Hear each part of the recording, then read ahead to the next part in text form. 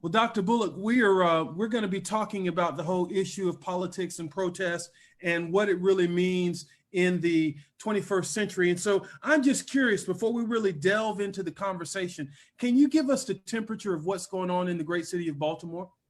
This is really interesting for us. So, I mean, it wouldn't be surprised if I told you again, 5 years ago, our city was going through turmoil, with the death of Freddie Gray in police custody. West Baltimore, part of where I represent, and other parts as well, we're going through some hard times. We saw all the things we're seeing around the country.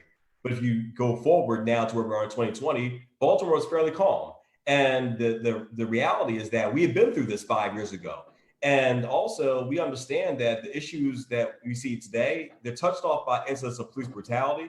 But the reality is that the underlying issues of housing, education, employment, these are the things that are really driving this. But it looks at you look at the manifestation of, Black bodies being killed in the streets. And so this is something that is hitting us, from city to city. It's not a new phenomenon, but I will say in Baltimore, we're a little bit ahead of the curve, unfortunately, given our history. But things are going as well as they could be, but we're still dealing with our challenges as well. We're also dealing with the issues around the country as it relates to policing and the appropriate amount of funding as it relates to policing versus community support and uplift.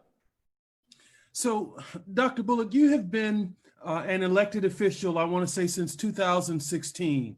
And you have experienced, unlike any of us who have ever held a public elective office, you've experienced the challenges of what it means to be a Black elected official. And that ain't easy. And so when you look at all of the challenges that Black elected officials have faced in the past, from death threats to you name it, all a myriad of challenges, can you talk about sort of what you have been experiencing as a local elected official and what it means to be a Black local elected official? Well, I would say this, folks ask me, after I got elected, was it everything I thought it would be? And I'm like, it's that and then some and a lot more.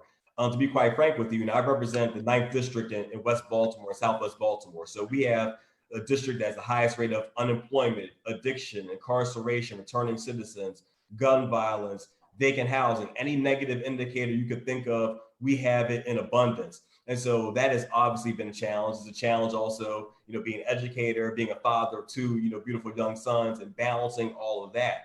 But it's also dealing with the constructs of government. So for instance, in Baltimore, we have a strong mayor form of government, a super strong mayor form of government. So we look at how we try to navigate that system, how we try to marshal resources in areas that have been underfunded and ignored. I've had some successes as it relates to legislation, being able to push funding for affordable housing to the tune of $13 million to $20 million a year for our Affordable Housing Trust Fund. But at the same time, we deal with areas that have for so long dealt with being neglected. So there was that. But also tragedies have happened, whether we're talking about water outages, fires, police-involved shootings, not only, this past week, but also in the years past. And so we deal with that. But also, I listened to what you said earlier, and you were talking about allies. And one thing I want to make really clear is oftentimes it's important for us to have allies, whether for myself as an elected official, having allies in different districts and people don't look like me. But sometimes also it's important for our allies not to be paternalistic. And so we know that there are some solutions that have to be community driven, and we can't have people speaking for us. So as important as some of these issues are, it has to be our voices coming to the forefront, being supported by others.